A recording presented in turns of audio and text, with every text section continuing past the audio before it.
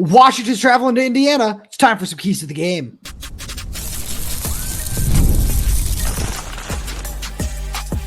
You are Locked On Huskies, your daily podcast on the Washington Huskies, part of the Locked On Podcast Network, your team every day. Welcome back into another edition of the Locked On Huskies podcast. I'm Roman Tomashoff. That's Lars Hanson. He's site editor with Athlon Sports Inside the Huskies. I'm the site editor with Huskies Wire. Thank you for making this your first watch or first listen today. We are part of the Locked On Podcast Network, your team every day. And today's episode is brought to you by FanDuel. Place your first $5 bet and you'll get started with $200 in bonus bets guaranteed. Visit FanDuel.com to get started. Lars, it is time for our favorite show of the week. We're doing it a little bit early because we got a special little crossover coming tomorrow with our guy Jacob Goins at Locked On Hoosiers. That'll be the Friday show this week. So today, Thursday, as the everydayers know, we're doing bold predictions. We're doing your score prediction, defensive keys. But as always, we start on the offensive side of the ball. Obviously, as all our YouTube viewers can see, you're in a different setting today. Shout out to you for being the hardest working man in this business. Doing it from your car, doing it from all over the country. That's the best part about Locked On Huskies. We do it from anywhere, any place, anytime. Lars, that being said, offensive keys to the game against Indiana. What do you got? So we're going back to the tried and true. We're starting the season over. We're doing everything from the beginning. What do we say from week 1 to week whatever this is at this point? 8? Establish the run. No, but establish the run. And I'm sure, I don't know if you've seen the interactions on Twitter, but I've had more than one person ask me about Jonah Coleman this week. I've had plenty, yeah. Let's clear some things up. He's going to play. He's been arrested. He didn't. When Jedd said he didn't practice for that week, that wasn't because necessarily he was hurt. It was to prevent him from continuing to, get more banged up and get him ready for the back half of the season. I mean, what is it's the one thing we've talked about throughout the season. When Jonah can actually establish the run, when UW can kind of get ahead of the sticks, and that's one thing Jedd talked about is down in distance. Not getting into 2nd and 9, 3rd and 7. If it's 3rd and 5 or even 3rd and 4 or less, Jonah's averaging still, I think, 7 or 8 yards per carry this season, maybe 6. Something like that. It's like 6. It's like high 6, low 7. Yeah. Well, and I think a lot of that had to do with his last game against Iowa in the past couple of weeks, where he had been around that 7, 8, 9 mark, which honestly it doesn't sound as realistic, but it's been what we've seen from Jonah. So if UW can actually stay ahead of the sticks, and Indiana's a good defense, but not great. People haven't run. They're pretty solid. Well, no, but I'm saying, they're not Penn State. They're not, other teams that you're going to be facing later. It's a good warm-up test. It's Rutgers. Sure. It's a good defense. It's going to stifle you at times, but there are points to be had. It all starts with establishing the run. So I agree with you when I say that, when I push back there a little bit, it's because Indiana is ranked just above Washington in terms of yards allowed per game. They're number 7 in the country, I want to say. And some of that does have to do with, teams are playing from so far behind that they're able to pin their ears back, get after the quarterback, do a lot of things like that. Like we've said all week, they lead the Big Ten with 21 sacks this season. So that turns into a lot of negative plays. That certainly helps them out a lot in that regard. So I certainly see where you're coming from, and I don't disagree. When I look at this, the number one thing, and it plays perfectly off what you're talking about, it's getting better in the red zone. I wrote about it over on Huskies Wire the other day, and the more I look at it, and it starts with Jonah Coleman. When you get inside the 20-yard line, you need to score touchdowns. I know, shocker. Nobody's ever said that before. Score touchdowns in football? No way. But that needs to show up this week because, Lars, right now the spread, according to our friends at FanDuel, is 6.5 right now for Indiana. So it's a pretty big spread. And the more I look at this game, the more I say, I think Washington has the talent and the coaching staff necessary to compete in this game. I don't know if I would pick them to win at this point in time, but I know the more that I look at them, the more I say, I'm confident that you can be competitive in this game. Indiana they've played some competitive games this year, and Nebraska's really solid, and they blew them out. They boat raced them. But I think that Washington has the personnel and everything necessary to compete in this game, and it's going to start with you need to be able to hang in there because Indiana, they can go up big, and they can go up big really, really quickly. You need to be able to sustain drives. You need to be able to use Jonah Coleman. And when you did exactly what you did early against Iowa and get into the red zone and are able to sustain 11, 12, 13, 14, 15 play drives, score touchdowns. That's it. Well, and this feeds in kind of these are almost like a triangle effect. Like there's no one offensive key that's going to separate this thing. I guess, win in the trenches, right? If you win in the trenches, You're probably winning the game. It's like, oh, wow, like breaking film at 11. But starting fast. and it all feeds together. Get Jonah. If Jonah's able to get, what do you think? Let's say 6 carries, 7 carries on the first few drives. Sure. Because here's the thing. The other side of this equation is it's not just ground and pound. It's not just 4 yards in a cloud of dust. No, Jonah's going to rip off 10 to 12 to 15 maybe, and then you get Will Rogers for a shot play, or you get Giles over the middle. And that's when UW's offense really starts to get in sync, because the run game opens everything else up. If Will Rogers has to just stand back there and try and pick a defense apart, he can kind of do it. And that's not a shot at Will, but it's more or less when your defense, as you mentioned, can pin your ears back. Now you're having 5, 6 guys coming at you in pressure because, well, hang on. If we know there's not really a threat in the play action game or whatever, they're going to try and, goad us into it. Well, no, we just got to send extra pressure. And that's where Indiana, now I'm not saying that's where Indiana's total, all their sacks have come from, but that's where that kind of starts. That's how you get behind the sticks. That's how, if you're unable to, go, and really everything. I don't know what the numbers are on first and second down for UW, but I feel like when they're, again, no shocker, when they win, it's good.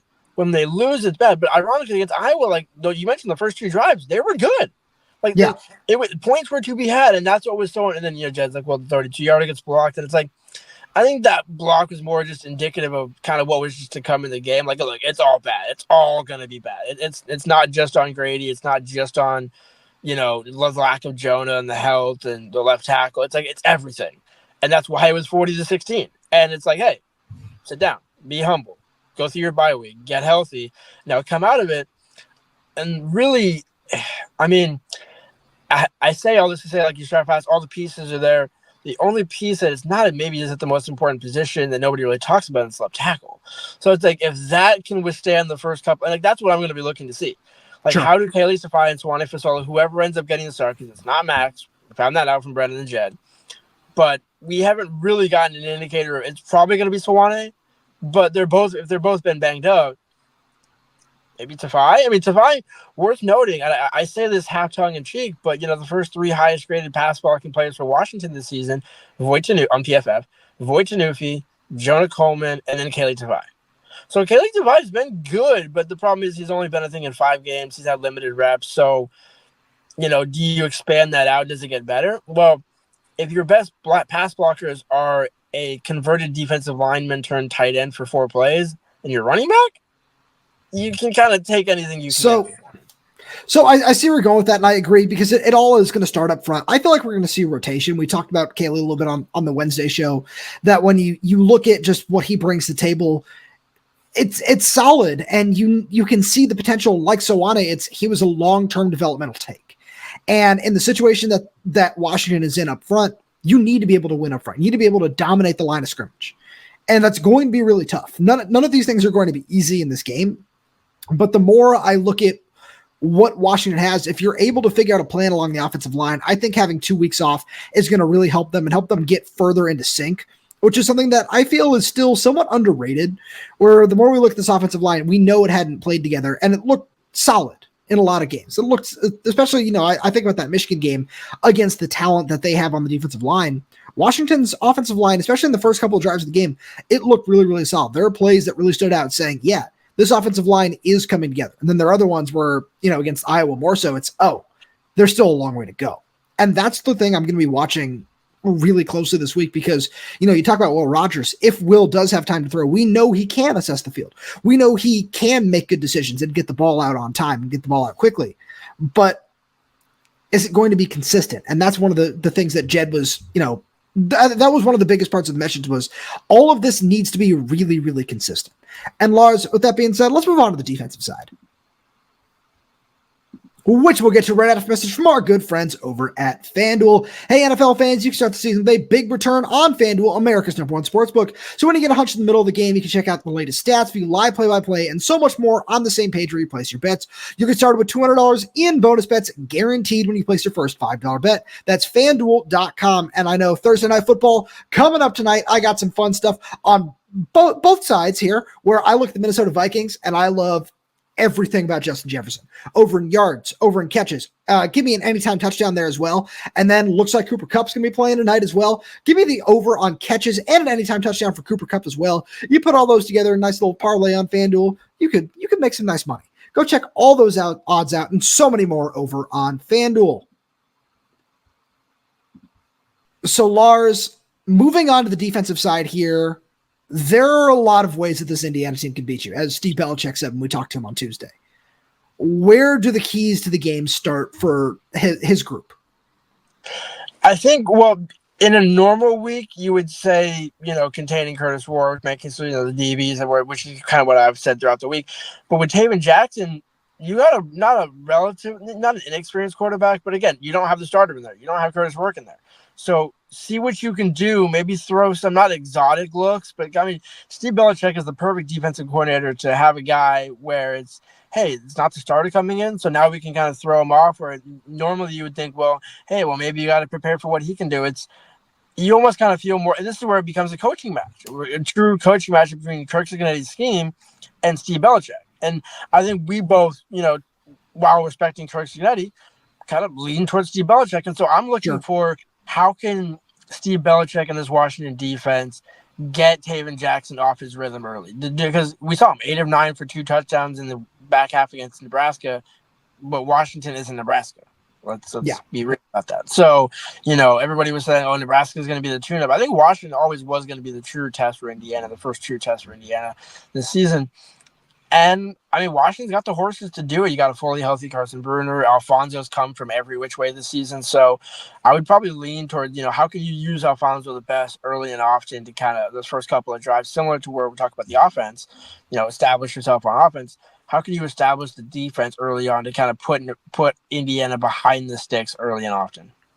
So I like where you're going with that. And the first thing for me is start strong. Where you said that about the offense, I think that it's just as true on defense too. Where I know I talked about earlier in the week, like, hey, I think if Washington wins the coin toss in this game, they take the ball because you want to see what Indiana looks like if they do go down. If whatever happens early on in the game, we've said this all week, Indiana has not trailed yet this season. And that is a huge testament to Curt Cignetti and this whole coaching staff and everything they've done. They have done a fantastic job building that program. But when they go down, again, not a single second trailing this year. That's insane. The only team who've done that, I believe, is Army, where shout out to both those teams. Fantastic job. And when I look at it, I say, I think Steve Belichick has the scheme and the manpower, especially when you look at the matchups that this secondary can have against this Indiana receiving core, where I think they've got a lot of talent there as well. But when I look at Ephesians Prysock, I look at Thaddeus Dixon, Elijah Jackson, Jordan Shaw, there's a lot of talent in the secondary. And I really like the matchups. I don't know if they're going to win every single time. I don't expect them to. But we know what this defense has done, not just in terms of yards allowed, but in terms of completion percentage. They've done a really good job doing that and slowing down opposing passing attacks. Yeah, they haven't necessarily faced a lot of really good quarterbacks, but if you can slow them down, that's huge. And then something you've talked about is trying to turn them into a one-dimensional team. Where if you're able to do that for one reason or another, where if you're able to find a way to go up a score or two in this game, not that I think that might happen. I think this is going to be a real back and forth game. But if you're able to do that and find a way to make Indiana play from behind and throw the ball a lot, they'll play right into your hands. Again, do I think that's going to happen? I don't know. All the Indiana fans seem to think that we're talking like Washington is going to win by multiple scores. Shout out to all the Indiana fans in our comments, where I don't know if that's going to happen, but I like the talent that Washington has. And if you could find a way to slow down their passing attack and maybe slow down their rushing attack as well, you have the scheme and the players to do it, figure out a way how, and get the ball back to your offense and show that consistency is there on both sides of the ball. Well, and one thing is also, and it's not necessarily an indictment of the defense, because again, when we're talking about Washington's defense, it's, you got enough things to do. You got enough guys to make it happen. We haven't seen a ton of takeaways because now, again, you talk about what most teams have been running against Washington. So this is kind of the first test where you have a backup quarterback, a team that's, coming in with all the hype in the world, college game day in the background and all that. Pat's probably going to be picking the Hoosiers. So everybody's been picking against them. And it's like, okay, look, nobody believes in you. And it was, by the way, how many times did people say that last season? You go on ESPN game day and it's, nobody but Washington fans believed in Washington. It's like, wait a minute. Hang on a minute. Some of us have also been saying this is kind of, as long as things go according to plan. And that's really where this comes into play. Force some turnovers. See if you can get Tayven Jackson into a pick early in the first half. Just give yourself an additional possession because let's face it, we don't know if the offense can score on every possession. We haven't seen that. This is not the past 2 years of Washington's offense where if they don't score on a drive, it's a surprise. It's hey, they scored on a drive. Hey, they scored on 2 drives in a row.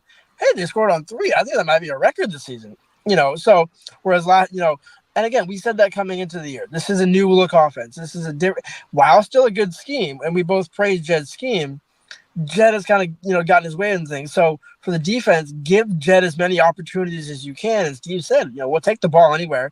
Maybe we'll give you the ball anywhere. And I think, especially with a backup quarterback, this is the perfect week to, maybe, as a preview for the third segment, have an interception or two. I said that a couple of times this season. Maybe this is the perfect week to make it happen.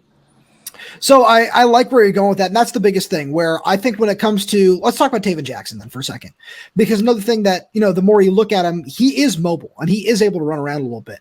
And Washington has done a good job containing some of those mobile guys outside of John Mateer this season. So I'm curious to see what that's going to look like, where we know that it's going to be one of those things where I look at it and I say, all right, are we going to see a similar plan where we're just going to play man covers on the outside, have Carson or Alphonzo Tuputala spy Tayven Jackson and just kind of go from there and see what happens? Because that's the thing about this Indiana offense that does concern me the most, is that they can beat you in every single way. Like I asked Steve Belichick about it on Tuesday, and he's like, yeah, obviously we don't know what their game plan is going to look like, but that's the toughest part about it, is because it can be a little bit of everything.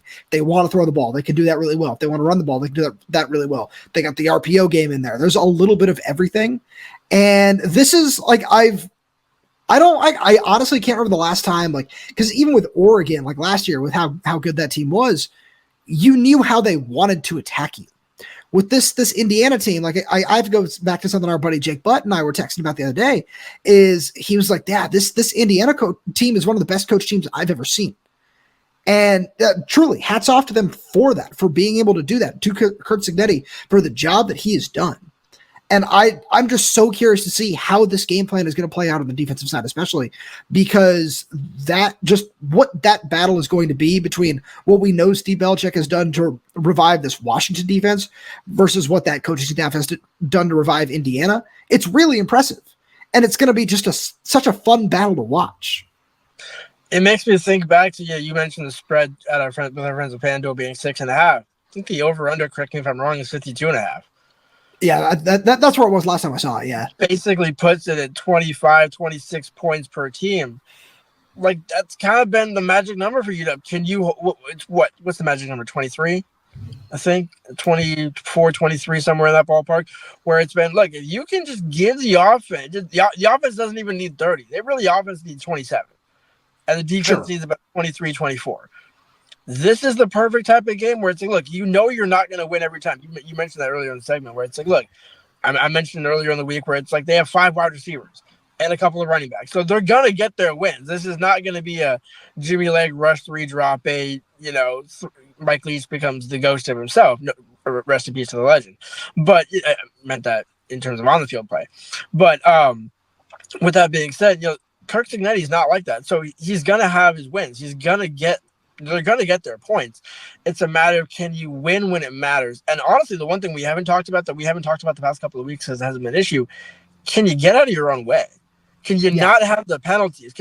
Especially on the big, it's worth especially with a big stage like this, 7-0, UW's got some talented cornerbacks. They also got some fiery personalities. And so, making sure that you don't have the unnecessary penalties, the late hits, the hands to the face, because all those have come at key downs, whether they're about to get off the field, force a punt, or make a big play, and then all of a sudden it's, hey, next play touchdown. I'm not just talking about Winston Holmes here. It's because that was a rather weird outlier. But it still all comes together where it's like, can you just get out of your own way? And really, that goes with the offense, but I feel like especially on defense, because you're going to get beat. Don't let it get to you. Win when it matters, which is in the fourth quarter. I certainly agree with you there, where it's I honestly, I'm not even thinking about that because I want to see them get there first, where that's the biggest thing. Where we saw it against Michigan, where it's okay, yeah, you have every opportunity to win this game. They found a way to do that. They found a way to create turnovers late and get there. But this is just such a different test, in my opinion, where I have to take it back to a couple of these numbers that, Lars, I know you'll appreciate this. The 300-200 number that Jedd has been talking about, where he said our goal is to pass for 300 yards a game and run for 200 yards a game. Indiana does that. Indiana's one of 2 teams in the country that does that. The other is Ole Miss. They're also first in the nation in scoring. So I want to see this defense say, all right, we've been really good this year. You and I have talked about how good this defense is. This is that time. This is that test where it's weird to say this, where every week it's been like, oh, this is the biggest test now. This is the biggest test. And it's been building and building every week. And all of a sudden we're at this point where, like, I look at USC and, like, even Penn State's really good. And I look at the next 3 weeks after this and I say, like, Penn State might be a little bit of an outlier because of the whiteout as well. But I look at the next 3 weeks and I say, this might be Washington's biggest test until Oregon. Or just like the biggest game in terms of not just, the team and the talent and who they have, but the scheme and everything that they've done, where I think that Curt Cignetti's doing a better job coaching than Jay Franklin is. He's certainly doing a better job than Lincoln Riley. I think he might be the coach of the year right now. So all of these things have to say, all right, we think, like, you talk about the Broyles Award, some of these assistant coaches, like if Steve Belichick was up for that award with the job he's done, I wouldn't be surprised. And I want him to say, hey, this is the game plan that I have, and it's going to work effectively, because we've seen that at times where it's come out and it's looked awesome. I think about the Washington State game where there are times where it's, okay, yeah, this looks really good. I see where he's going with this. I see the idea here. And then one thing happens, and and that just kind of takes him out of it. Like, I think about all the underneath passes in that game where this is a real opportunity for Washington to say, all right, yeah, we really struggled to begin the year, but we're going to send a message and we're going to be competitive and we're going to keep it a game into the fourth quarter. Now, Lars, that being said, let's get into some of our bold predictions for this game. We'll get there right after message from our friends over at Prize Picks, because you can now win up to 100 times your money on Prize Picks with as little as 4 correct picks. Prize Picks is the only real money daily fantasy platform with an injury insurance policy as well. So your lineup stay in play even if one of your players gets injured. If your player leaves in the first half and doesn't return, Prize Picks keeps your lineup live. It's super cool. And if you sign up today, you can get $50 instantly when you play $5. You don't even need to win to receive the $50 bonus. It's guaranteed. If you think Justin Jefferson will get more than 83.5 yards next week, or Christian McCaffrey will run for more than 75.5 yards, you can cook up hot takes with your friends and win real money this football season when you and your crew run your game on Prize Picks. It's so much fun. I love Prize Picks during basketball season whenever I go home for the holidays in California, one of the over 30 states where Prize Picks is active. I have so much fun, and the Celtics have done they've been really kind to me on Prize Picks. Shout out to them for that. You can download the app today and use code LOCKEDONCollege to get $50 instantly after you play your first $5 lineup. That's code LOCKEDONCollege. Prize Picks, run your game. Lars, home stretch here. I'm going to do my little drum roll without messing anything up with my camera or anything. It's time for our bold predictions. Totally forgot who's going first this week, so I'm just going to hand it off to you. The floor is yours. Oh, you're making a pick this week? It's you said, for no, bold predictions? No, I'm joking because you said it's our bold prediction. I'm like, it's my bold prediction and our bold prediction. I'm just giving you the first one here.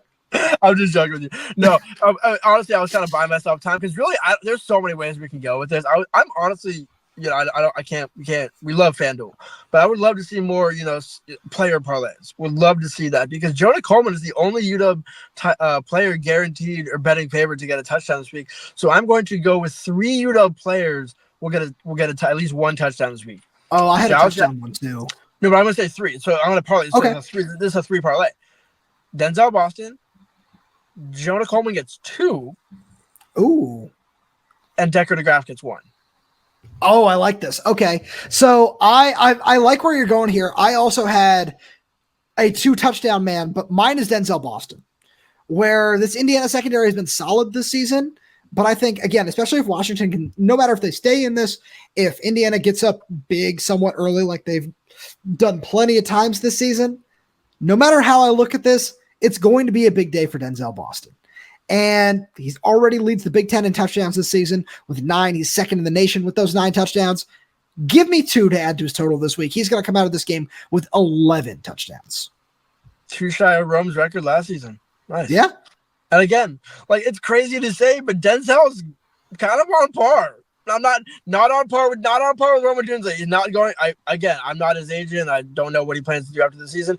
I would implore him to come back like Rome did and run it back and guarantee yourself to be a first round pick in 26. Yep.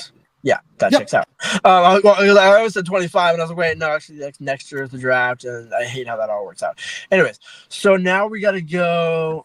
You know what? I'll take the Will Rogers one, if you don't mind. Okay.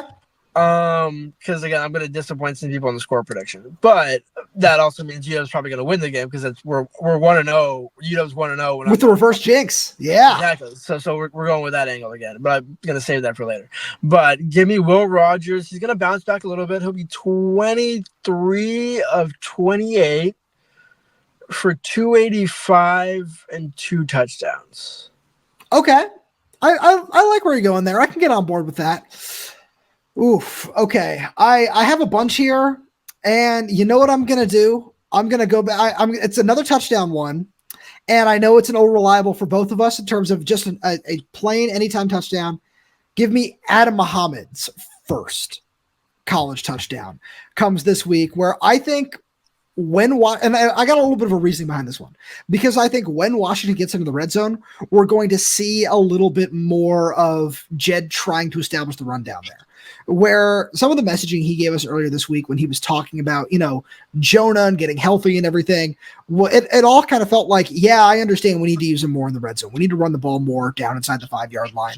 Like I think about the play action on the goal line against Rutgers that didn't end up working out, all that sort of stuff.